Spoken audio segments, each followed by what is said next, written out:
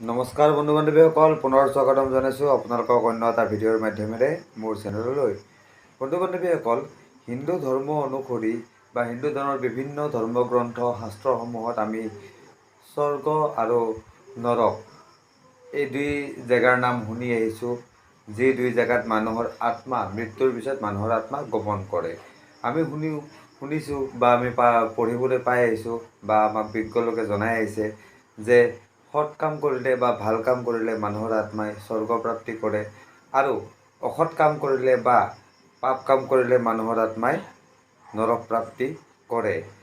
এতিয়া বন্ধু বান্ধৱীসকল, আজি মই আপোনাক এনেকুৱা 10খন নৰকৰ কথা ক'ম আপোনালোকৰ আগত, যিকেইখন অতি ভয়ংকৰ নৰক, আৰু সেই 10খন নৰকত মানুহে কি পাপ কাম কৰিলে তেখেতসকলৰ জীৱাত্মাই গৈ পেলাই সেই নৰককেইখনত পৰে, সেই বিষয়ে আপোনালোকৰ লগত আলোচনা কৰিম।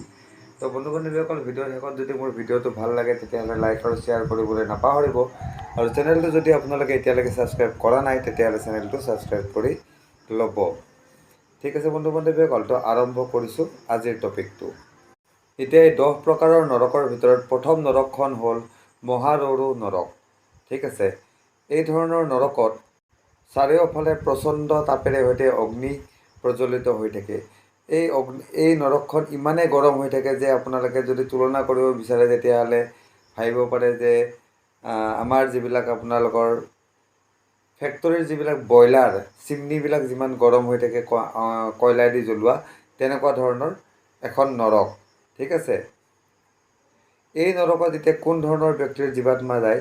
এই নৰকত এনেকুৱা ধৰণৰ ব্যক্তিৰ জীৱাত্মা যায় যিবিলাক লোকে বেলেগৰ খেতি বাতি, নতুবা বেলেগৰ ঘৰ, নতুবা কাৰোবাৰ গোডাউন, কাৰোবাৰ অন্ন ইত্যাদিবিলাকত অগ্নিত প্ৰজ্বলিত কৰাই দিয়ে, বা যিবিলাকত যদি জ্বলাই দিয়ে, সহজ ভাত ক'বলৈ গ'লে যদি আনৰ যদি সম্পত্তি জ্বলাই দিয়ে, তেনেকুৱা ধৰণৰ ব্যক্তি এই ধৰণৰ মহাৰৌৰু নৰকত, তেনেকুৱা ধৰণৰ ব্যক্তিৰ জীৱাত্মা এই ধৰণৰ মহাৰৌৰু নৰকত শাস্তিৰ সন্মুখীন হয় আৰু এই ধৰণৰ মহাৰৌৰু নৰকত পৰে। দ্বিতীয় প্ৰকাৰৰ নৰক হ'ল বন্ধু বান্ধৱীসকল মহাবীচি নৰক। এই নৰকখন সম্পূৰ্ণৰূপে ৰক্তৰে ভৰা। ঠিক আছে, পুখুৰী এটা যেনেকৈ পানী দি ভৰ্তি হৈ থাকে বা পৰিপূৰ্ণ হৈ থাকে, তেনেকৈ এই নৰকখনো ৰক্তৰে পৰিপূৰ্ণ এটা পুখুৰীৰ নিচিনা। আৰু অকল ইমানেই নহয়, এই নৰকখনত ইয়াৰ লগতে থাকে দীঘল দীঘল শূল। ঠিক আছে, যিবিলাকত জীৱাত্মাবিলাকে অত্যাধিক কষ্ট পায়। প্ৰথমতে তাতে পেলাই দিয়া হয়, এতিয়া জীৱাত্মাবিলাকেতো খোজকাঢ়িব নোৱাৰে, গতিকে সাঁতুৰি নাতুৰি এই শূলবিলাকৰ ওপৰতে এই জীৱাত্মাবিলাকে বিচৰণ কৰি ফুৰিবলগীয়া হয়, যেতিয়ালৈকে নৰকৰ শাস্তিৰ প্ৰৱধান শেষ হৈ নাযায় তেতিয়ালৈকে, আৰু তাতেই যাতনা ভুগি ভুগি শাস্তি পাই থাকিবলগীয়া হয়। আৰু সেই নৰকখনৰ নাম হৈছে মহাবীচি নৰক। ইয়াতে কোন কোন ধৰণৰ ব্যক্তিৰ জীৱাত্মাক পঠোৱা হয় আহক জানো। ইয়াতে যিবিলাক লোকে গো হত্যা কৰে, তেনেকুৱা ধৰণৰ লোকৰ জীৱাত্মাক এই নৰকত স্থান দিয়া হয় বা এই নৰকত পেলাই দিয়া হয়। তৃতীয়খন নৰক হ'ল বন্ধু বান্ধৱীসকল কুম্ভীপাক নৰক। এই নৰকখন আমাৰ যেনেকৈ ভৰিৰ তলত মাটি থাকে, ঠিক তেনেকৈ এই নৰকত কি হয়, গৰম বালি আৰু গৰম যিটো অঙৰা বা এঙাৰ, গৰম অঙৰা দি ভৰ্তি হৈ থাকে। ঠিক আছে, ইয়াৰে ভূমিপৃষ্ঠ গৰম বালি আৰু গৰম অঙৰাই দি পৰিপূৰ্ণ, আৰু তাৰ ওপৰতে জীৱাত্মাবিলাকক এৰি দিয়া হয়। ইয়াতে কেনেকুৱা ধৰণৰ ব্যক্তিৰ জীৱাত্মাক এৰি দিয়া হয়? ইয়াতে যোনে ব্ৰাহ্মণক হত্যা কৰে, ঠিক আছে, ব্ৰাহ্মণ হত্যা যোনে কৰে, তেনেকুৱা ধৰণৰ ব্যক্তিৰ জীৱাত্মাক এনেধৰণৰ কুম্ভীপাক নৰকত স্থান দিয়া হয়। চতুৰ্থ প্ৰকাৰৰ নৰকখন হ'ল বন্ধু বান্ধৱীসকল ৰৌৰু নৰক। এই নৰকখনৰ কি থাকে, কিছুমান গৰম একদম ৰঙা গৰম লোৰ শূল থাকে। ঠিক আছে, আৰু সেই শূলেদি জীৱাত্মাবিলাকক বিন্ধি পিন্ধি শাস্তি দিয়া হয়। ইয়াতে এনেকুৱা ধৰণৰ ব্যক্তিৰ জীৱাত্মাক স্থান দিয়া হয় যিবিলাক ব্যক্তিয়ে কাৰোবাৰ বিৰুদ্ধে মিছা তথ্য প্ৰদান কৰে, মিছা গবাহি দিয়ে বুলি ক'ব পাৰি এক প্ৰকাৰ। তেনেকুৱা ধৰণৰ ব্যক্তিৰ জীৱাত্মাক এই ধৰণৰ ৰৌৰু নৰকত প্ৰেৰণ কৰা হয় বা স্থান দিয়া হয়। পঞ্চম নৰকখন হ'ল মঞ্জুছ নৰক। মানে তাৰ নামটো হ'ল মঞ্জুছ।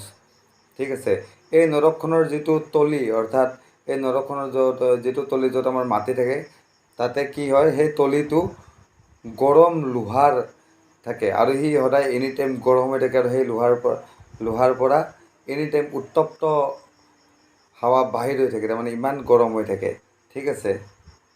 আৰু এই নৰকত তেনেকুৱা ধৰণৰ জীৱাত্মাক স্থান দিয়া হয়, তেনেকুৱা ধৰণৰ ব্যক্তিৰ জীৱাত্মাক স্থান দিয়া হয়, যি ব্যক্তিয়ে নিজৰ জীৱিত কালত নিৰপৰাধী ব্যক্তিৰ ওপৰত অত্যাচাৰ, শোষণ, তোষণ, ঠিক আছে, বন্দী বনোৱা, কিডনেপিং ইত্যাদি কামত জড়িত হৈ থাকে, আৰু অন্য ধৰণৰ অপৰাধীমূলক প্ৰবৃত্তিত যিবিলাক ব্যক্তি জড়িত হৈ থাকে, তেনেকুৱা ধৰণৰ ব্যক্তিৰ জীৱাত্মাক এনেকুৱা ধৰণৰ নৰকত স্থান দিয়া হয়। বন্ধু বান্ধৱীসকল, ইয়াৰ পিছৰ নৰকখনৰ নাম হ'ল অপ্ৰতিষ্ঠ নৰক। এই নৰকখন মল, মূত্ৰ, বমি ইত্যাদিৰে ভৰ্তি হৈ থাকে, ঠিক আছে। ইয়াতে এনেকুৱা ধৰণৰ ব্যক্তিৰ জীৱাত্মাক প্ৰেৰণ কৰা হয়, যোন ব্যক্তিয়ে কেতিয়াবা নিজৰ জীৱনত ব্ৰাহ্মণসকলক কষ্ট দিয়ে বা ব্ৰাহ্মণসকলক ঠগে, প্ৰবঞ্চনা কৰে, ঠিক আছে। তেনেকুৱা ধৰণৰ ব্যক্তিৰ জীৱাত্মা এই অপ্ৰতিষ্ঠিত নৰকত প্ৰেৰণ কৰা হয় বা স্থান দিয়া হয়। ইয়াৰ পিছৰ নৰকখন হ'ল বিলপেক নৰক। ইয়াত লাখ লাখ হাজাৰ হাজাৰ কি থাকে, আগ্নেয়গিৰিৰ নিচিনা লাভা থাকে, ঠিক আছে। ইয়াতে এনেকুৱা ধৰণৰ ব্ৰাহ্মণৰ আত্মাবিলাকক জ্বলোৱা হয়, যিবিলাকে নিজৰ জীৱনকালত মদিৰা সেৱন কৰে বা মদিৰা পান কৰে। ইয়াৰ পিছৰ নৰকখন হ'ল মহাপ্ৰভ নৰক। এই নৰকখনত ডাঙৰ ডাঙৰ কি থাকে, আপোনালোকৰ জাঠি থাকে, ঠিক আছে।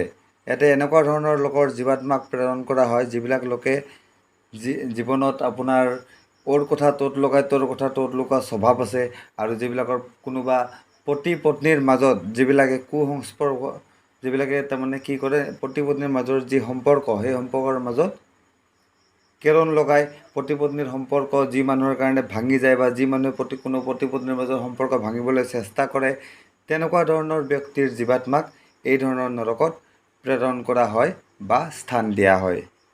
ইয়াৰ পিছৰ নৰকখনৰ নাম হ'ল জয়ন্তী। এই ধৰণৰ নৰকত লোৰ ডাঙৰ ডাঙৰ পৰ্বতৰ তলত জীৱাত্মাবিলাকক পেলাই বা পৰ্বতৰ তলত মৰহি জীৱাত্মাবিলাকক শাস্তি দিয়া হয়। ইয়াত এনেকুৱা ধৰণৰ লোকৰ জীৱাত্মাক প্ৰেৰণ কৰা হয় বা স্থান দিয়া হয়, যি লোকে নিজৰ জীৱনকালত পৰস্ত্ৰীৰ ওপৰত বেয়া নজৰ দিয়ে বা পৰস্ত্ৰীৰ লগত সম্ভোগ কৰে, তেনেকুৱা ধৰণৰ ব্যক্তিৰ জীৱাত্মাক এই ধৰণৰ নৰকত স্থান দিয়া হয়। ইয়াৰ পিছৰ নৰকখন হ'ল চালমলী নৰক। ইয়াতে অংগৰাৰ নিচিনাকৈ জ্বলি থকাকৈ কিছুমান কাঁইট থাকে, ঠিক আছে। আৰু সেই কাঁইটৰ ওপৰত জীৱাত্মাবিলাকক চোঁচৰাই চোঁচৰাই শাস্তি দিয়া হয়। ইয়াত এনেকুৱা ধৰণৰ দুষ্ট চৰিত্ৰৰ মহিলাৰ আত্মাক প্ৰেৰণ কৰা হয়, যি মহিলাই নিজৰ স্বামীৰ থাকোঁতে বেলেগ পুৰুষৰ লগত সম্ভোগ কৰে বা বেলেগ পুৰুষৰ লগত শয্যাশায়ী হয় বা বেলেগ পুৰুষৰ লগত সম্পৰ্ক ৰচনা কৰে, তেনেকুৱা ধৰণৰ মহিলাৰ আত্মাক এই শালমলী নৰকত শাস্তি দিয়া হয়।